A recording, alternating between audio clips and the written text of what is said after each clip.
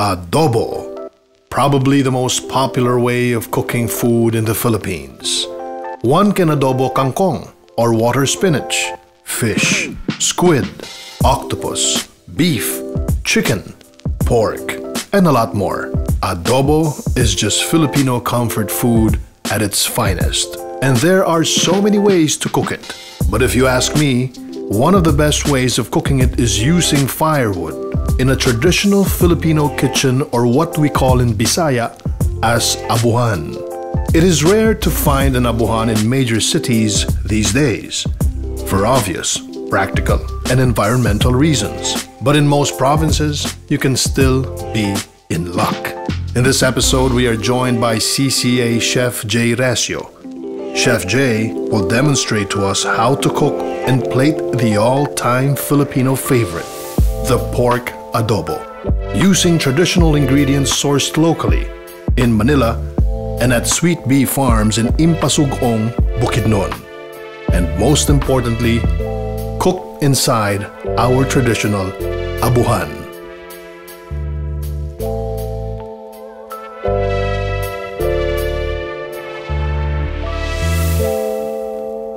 Ask any ordinary Filipino person on the street, anong laman ng adobo? I'm sure they'll mention toyo and suka.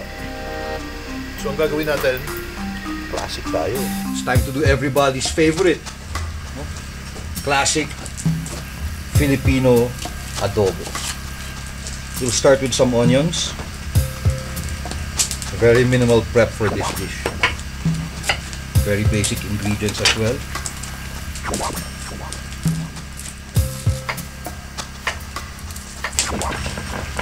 Use a lot of garlic.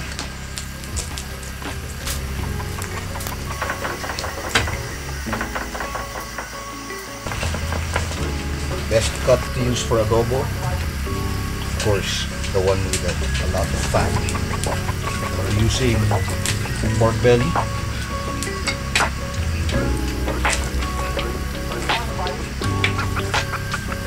We're going to start cooking.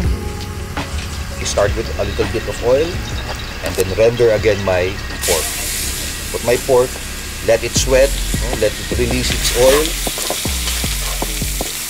After that, the usual, go to your aromatics.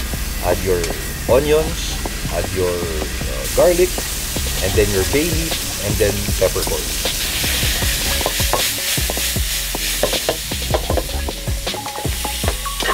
After that, I add my soy sauce. And then I will not add my vinegar yet. I will let my adobo simmer in that soy sauce. So after I put my soy sauce, I put some stock.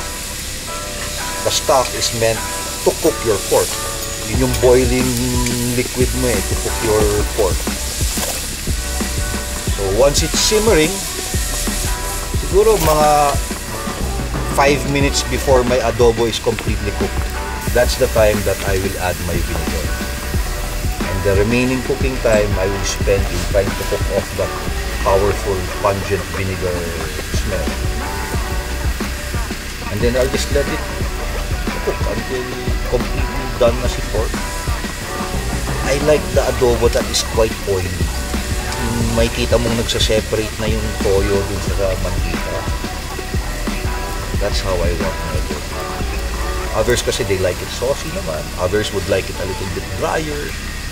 But to me, yun din kasi yung kinagisnan kong adobo, yung classic version talaga na everybody knows about. It's a pretty easy dish to make. However, it's very, yun nga, so many different versions of it already. Quite done. Natutuyo na. Go, Mark. Mamantika na.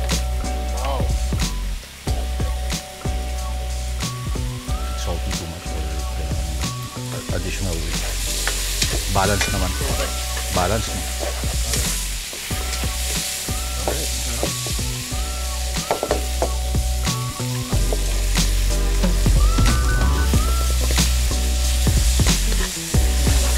Let's plate this.